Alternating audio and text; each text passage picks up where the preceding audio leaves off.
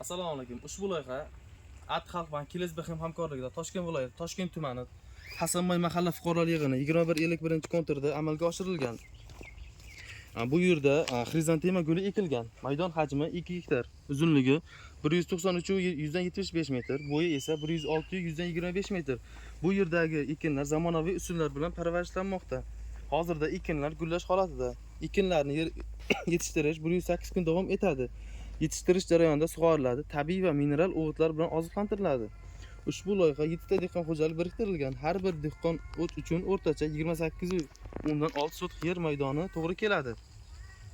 Loyihani samarali amalga oshirish lider tadbirkor Toshkent tuman MChJ ishlab chiqarish kooperativ biriktirilgan. Ushbu loyiha bo'yicha har bir gektardan 50 ming dona, jami 100 ming dona hosil olish rejalashtirilgan. Mazkur ekin yig'ishtirib olingandan so'ng ikkinchi ekinga ham yuqori daromadli ekin turini ekish orqali yer egalarining daromadi yanada oshirib boriladi.